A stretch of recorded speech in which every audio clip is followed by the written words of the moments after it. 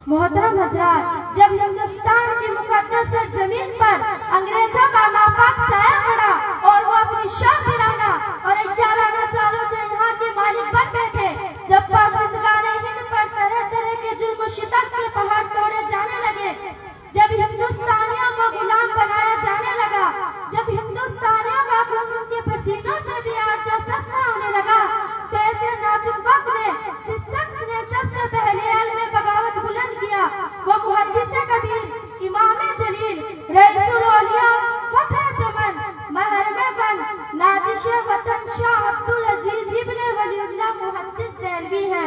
ये वही मर्द मुजाहिद दुर्वेश खुदा है जिसने वक्त से बहुत पहले मुसलमानों के नस्ल असली मकसद का ऐलान फरमा दिया था, जहां तक पहुंचने के लिए दूसरों को भी बरसा हबश इंतजार करना था। शाह अब्दुल अजीज का फतवा क्या था?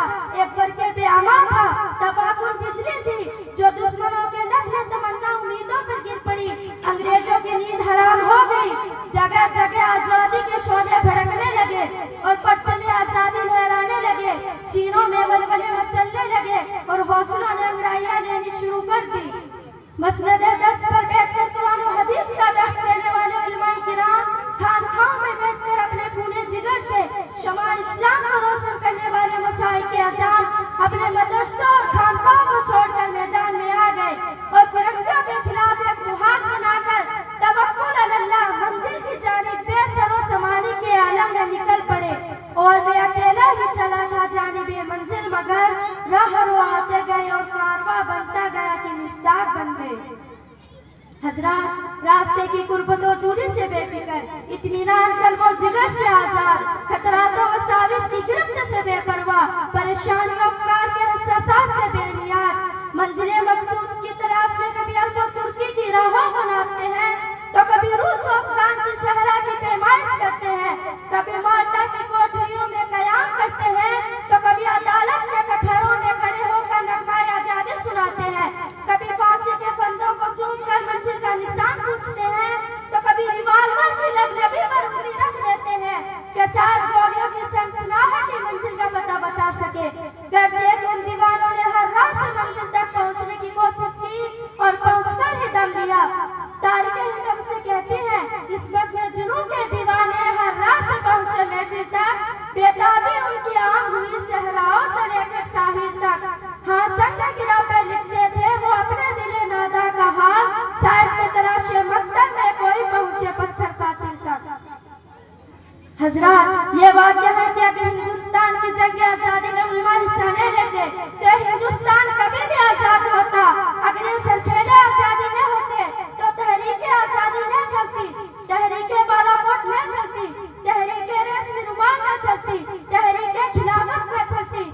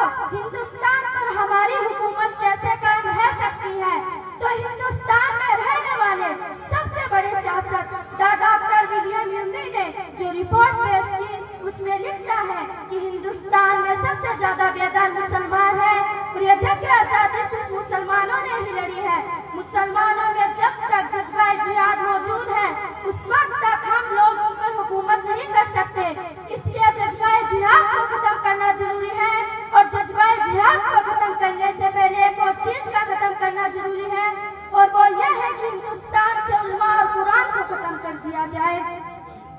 चुनांचे 1861 में 3 लाख कुरान करीम के नुस्खे बदबख्त अंग्रेजों ने जलाए और उसके बाद उल्मा को खत्म करने का फैसला किया। अंग्रेज मुअर्रिख मिस्टर एडवर्ड टॉमसन अपनी याददाश्त में लिखता है कि 1864 से लेकर 1867 तक अंग्रेजों ने उल्मा को खत्म करने का फैसला किया। ये 3 साल हिंदुस्तान की तारीख के लिए बड़े अलगनाक साल थे। इन 3 सालों में अंग्रेजों ने 14,000 उल्मा को तख्तेदार पर लटका दिया। टॉमसन कहता है कि दिल्ली के चांदनी चौक से लेकर खैबर तक ऐसा कोई दरख्त न था जिस पर उल्मा की गर्दनें न लटकी हुई हो। टॉमसन कहता है कि उल्मा के जिस्मों को तांबे से दागा गया। टॉमसन कहता है कि उल्मा को हाथियों पर खड़ा करके दरख्तों से बांधकर नीचे से हाथियों को चला दिया गया। टॉमसन कहता है कि लाहौर की शाही मस्जिद जिसके शहर में अंग्रेजों ने फांसी का फंदा बनाया था, उसमें एक दिन के 80 उल्मा को फांसी दी जाती थी। टॉमसन कहता है कि लाहौर के दरियाए रावी में 80 उल्मा को बोरियों में बंद कर डाल दिया जाता और ऊपर से बोरियों का निशाना बना दिया जाता। टॉमसन कहता है कि जब मैं अपने खेमे में गया तो मुझे मुर्दार की बदबू महसूस हुई। मैं खेमे के पीछे चला गया तो मैं क्या देखता हूँ, आग के अंगारे दहक रहे हैं और 40 उल्मा को कपड़े उतार कर उन चलते हुए अंगारों पर डाल दिया गया। मेरे देखते ही देखते 40 और उल्मा को बुलाया गया। मेरे सामने उनके कपड़े उतार गए। अंग्रेजों ने कहा, मौलवियों, जिस तरह 40 को पकाया गया है उसी तरह तुम्हें भी पका दिया जाएगा।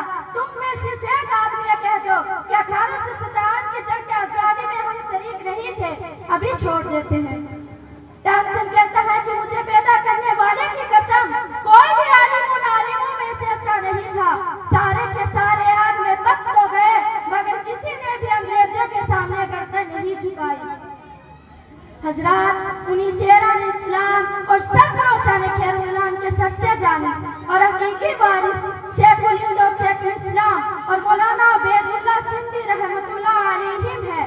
1857 तक आजादी के सरखेल कमांडर यही हजरात थे।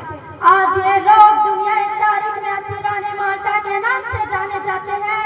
ये वही शेखुल हिंद है जिन्होंने अंग्रेजों के खिलाफ एक आलमगीर तहरीक चलाई थी। अगर इस सचिव हस्ती की वो आलमगीर तहरीक जिसे तहरीक रेशमी रुमाल के नाम से जाना जाता है कामयाब हो गई होती तो आज हिंदुस्तान का नक्शा ही कुछ और होता। लेकिन किस्मत की खूबी देखिए, टूटी कहाँ कमर, 2-4 हाथ चपके दबे बम रह गया। उन्हीं के शागिर्द रशीद हजरत मौलाना उबैदुल्लाह सिंधी है जो शेखुल हिंद के बाद तहरीक रेशमी रुमाल के सबसे बड़े लीडर थे। तहरीक रेशमी रुमाल के सिलसिले में हजरतों ने अफगानिस्तान रवाना किया था ताकि वहाँ की जोशीली कौम को अंग्रेजों के खिलाफ मुत्तहिद कर सके। मौलाना जब अफगानिस्तान के लिए रवाना हो रहे थे तो उनकी दाढ़ी निकल रही थी, मगर जब वो रूस अफगान की बादियां पैमाई करके लौटे हैं तो उनकी दाढ़ी के बाल सफेद हो चुके थे। और शेखुल हिंद के सबसे चहीते और हर दिल अजीज सागर रशीद हजरत मौलाना हुसैन अहमद मदनी है जिन्होंने खिलाफत कॉन्फ्रेंस कराची में से वक्त में शिरकत की कि उनको गोली मार दिए जाने का हुक्म मिल चुका था। लोगों का ख्याल था कि हुसैन अहमद मदनी नहीं आएगा, लेकिन लोगों की आंखें उस वक्त हैरत से फटी की फटी रह गई जब वो मर्द मुजाहिद कफन बर्दाश्त होकर स्टेज पर आया और जलसे की सदारत फरमाई।